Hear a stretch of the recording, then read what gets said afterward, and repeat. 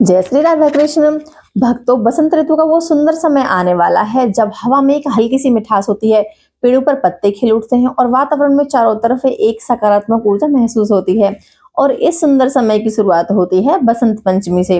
भक्तों, बसंत पंचमी का दिन सिर्फ एक त्योहार ही नहीं होता, बल्कि ये विद्या का पर्व, ज्ञान का उत्सव और माता सरस्वती की कृपा का भी एक दिन होता है। तो आज की वीडियो बहुत ही खास होने वाली है, क्योंकि अगर आपके बच्चों का पढ़ाई में मन नहीं लगता है या फिर वो याद करते हैं और भूल जाते हैं, या फिर आप भी कोई परीक्षा दे रहे हैं और रिजल्ट अच्छा नहीं आता है, तो बसंत पंचमी पर किए गए छोटे छोटे उपाय आपको बहुत ही फायदा दे सकते हैं। आज की वीडियो में मैं आपको बताने वाली हूँ कि बसंत पंचमी का महत्व क्या होता है, इसकी क्या पूजा विधि है, बसंत पंचमी पर माता सरस्वती की पूजा क्यों की जाती है, बच्चों का अक्षर अभ्यास कैसे करवाया जाता है और क्यों करवाया जाता है, और स्टूडेंट्स के लिए मैं ऐसे उपाय बताने वाली हूँ जो कि उनके लिए बहुत ही पावरफुल सिद्ध होते हैं। तो वीडियो को लास्ट तक जरूर देखिएगा। वीडियो शुरू करने से पहले एक छोटी सी रिक्वेस्ट है, अगर आप चैनल पर फर्स्ट टाइम आए हो तो प्लीज चैनल को सब्सक्राइब कीजिएगा। वीडियो अच्छी लगे तो वीडियो को लाइक करना ना भूलिएगा। तो चलिए एक जयकारे के साथ वीडियो शुरू करते हैं। बोलिए सरस्वती माता की जय, माघ मास के ठाकुर की जय। बसंत पंचमी का पर्व हिंदू धर्म का एक बहुत ही पवित्र पर्व माना जाता है, जो कि माघ मास के शुक्ल पक्ष की पंचमी तिथि को मनाया जाता है। और बसंत पंचमी का पर्व समर्पित होता है माँ सरस्वती को, जो कि ज्ञान, बुद्धि, वाणी और संगीत की देवी मानी जाती हैं। बसंत पंचमी को अनेक नामों से भी जाना जाता है, जैसे कि अक्षर अभ्यास, विद्या आरंभ, बसंत उत्सव और सरस्वती पूजा। इस दिन एक विशेष परंपरा होती है, पीले रंग के कपड़े पहनना, माता सरस्वती को पीले फल फूल अर्पित करना और घर में पीले रंग के व्यंजन बनाना, क्योंकि पीला रंग माता सरस्वती को बहुत अधिक प्रिय है। भक्तों, बसंत पंचमी बसंत ऋतु के आगमन का संकेत होता है, और जब बसंत ऋतु शुरू हो जाती है तो सबसे पहले हमें रंग दिखाई देता है पीला। सरसों के खेत, पीले फूल, वही उमंग, वही उल्लास। एक बहुत ही सुंदर बात, पीला रंग उम्मीद का रंग होता है और माँ सरस्वती उम्मीद को ज्ञान में बदल देती है। धार्मिक मान्यता के अनुसार जब ब्रह्मा जी ने सृष्टि की रचना की थी तो जीव थे, दुनिया थी, परंतु चारों तरफ था अज्ञानता का अंधकार।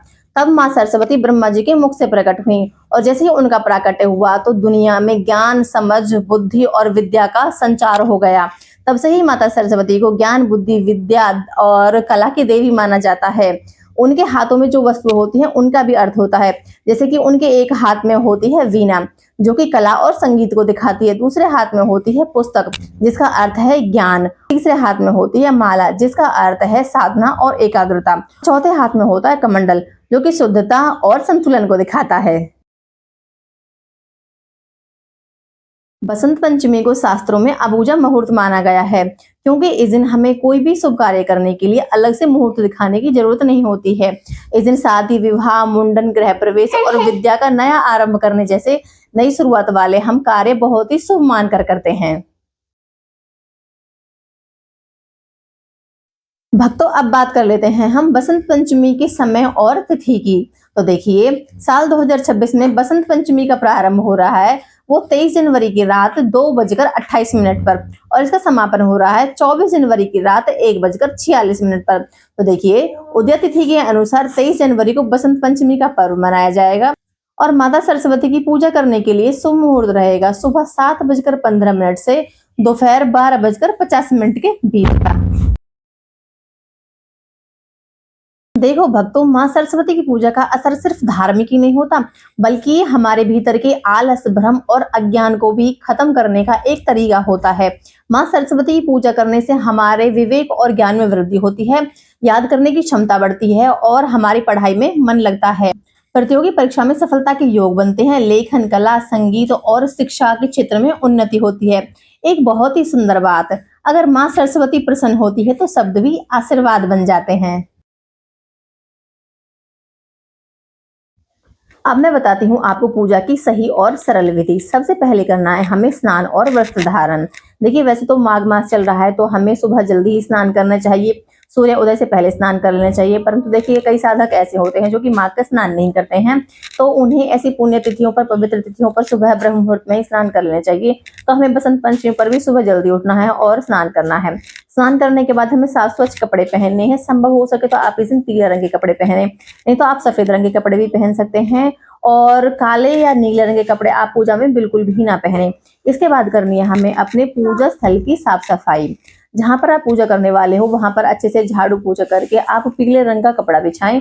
फिर जो आपके पास माता सरस्वती का कोई चित्र है या फिर कोई मूर्ति है, आप उनको स्थापित करें। उसके बाद माता सरस्वती को आप पीले रंग के वस्त्र समर्पित करें, पीले रंग के फल फूल मिठाइयाँ समर्पित करें। आप इस दिन देखिए केसर की पीली खीर भी बना सकते हो और केसर या फिर हल्दी में भीगे हुए चावल माँ सरस्वती को समर्पित करें। अब देखिए उसके बाद आपको धूप दीप दिखाना है माँ सरस्वती को। और सबसे जरूरी आती है अब मंत्र जाप की बारी। तो देखिए माँ सरस्वती का अगर आपको कोई मंत्र आता है तो फिर आप उसको 11, 21 या फिर कम से कम 1 माला तो आप जरूर ही करें। अगर आपको माँ सरस्वती का मंत्र नहीं आता है तो कोई बात नहीं, आप माँ सरस्वती का मन ही मन ध्यान करके हाथ जोड़कर उनसे प्रार्थना करें कि माँ मुझे सही ज्ञान, अच्छी बुद्धि और एकाग्रता प्रदान करें। अब देखिए अगर आप पढ़ाई करते हो तो आपकी पढ़ाई के जो भी सामान है जैसे कि पेन पेंसिल, आपकी कॉपी किताब, वो सब पूजा में रखें। अगर आप संगीत का कोई कार्य करते हो तो संगीत के सारे उपकरण पूजा में रखें। और लेखन कार्य करते हो तो आपकी डायरी और पेन पूजा में जरूर रखें। ऐसा करना बहुत ही शुभ माना जाता है। भक्तों एक बहुत ही जरूरी बात, बहुत से लोग माँ सरस्वती की पूजा तो बहुत अच्छे से कर लेते हैं, बहुत बढ़िया कर लेते हैं, परंतु उनको क्या क्या समर्पित करना है वो चीज भूल जाते हैं। तो चलिए हम जानते हैं कि कौन कौन सी चीजें हैं वो जो माँ को समर्पित करनी है। देखिए माँ सरस्वती को आप पीली हल्दी और पीले केसर समर्पित करें। माँ को आप पीले फूल समर्पित करें। अगर आपके पास गेंदे के हैं तो बहुत अच्छी बात है, उनको आप हल्दी या फिर केसर की बनी हुई पीली खीर समर्पित करें। अब देखिए माता सरस्वती को 1 या फिर 2 आप कॉपी जरूरी समर्पित करें, उनको पेन या फिर पेंसिल समर्पित करें। अब देखिए बहुत से बच्चे ऐसे होते हैं कि जो कि शौकिया तौर पर गिटार बजाते हैं, तो उन्हें अपनी गिटार भी पूजा में जरूर रखनी चाहिए। हमारी बहनें हैं जो कीर्तन करती हैं तो उन्हें अपने ढोलक और जो संगीत के बाकी सामान होते हैं उन्हें पूजा में जरूर रखना चाहिए, क्योंकि माँ सरस्वती की प्रेरणा से इन इंस्ट्रूमेंट में एक ऐसी पावर आ जाती है कि उनसे ये जागृत हो जाते हैं। और जब हम इन पर अभ्यास करते हैं तो इनमें से एक अलग ही स्वर निकलता है। ज्ञान की राह में जो दीप जला देता है, माँ सरस्वती हर अंधकार को मिटा देती है। शब्दों में मिठास, सोच में उजाला और जीवन को निराला बना देती है। बसंत पंचमी का दिन छोटे बच्चों के लिए बहुत ही स्पेशल होता है, क्योंकि इसे विद्या आरंभ का दिन माना गया है। इसे कहते हैं अक्षर अभ्यासम विद्या आरंभम। इस दिन छोटे बच्चों से ए आ ई ओम या फिर श्री लिखवाया जाता है।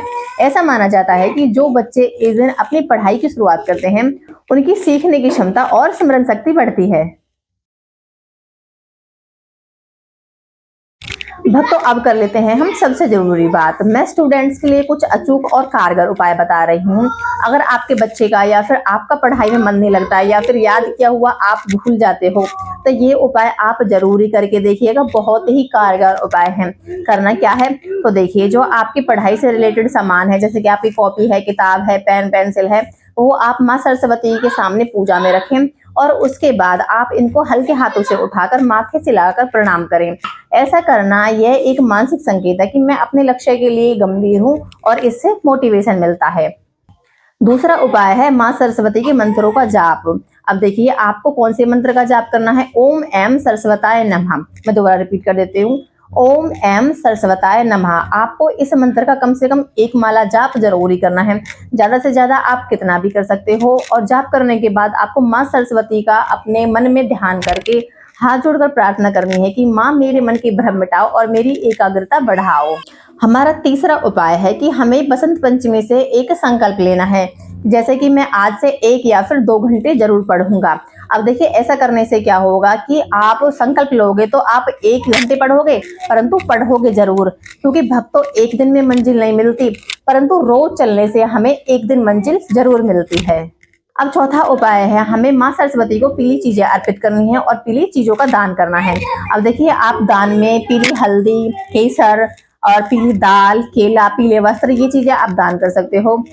इन चीजों का दान करने से देखिए हमें महापुण्य फलों की प्राप्ति होती है और हमारी सकारात्मकता बढ़ती है। छठा उपाय है, हमें अपने पढ़ाई के स्थान को साफ रखना है।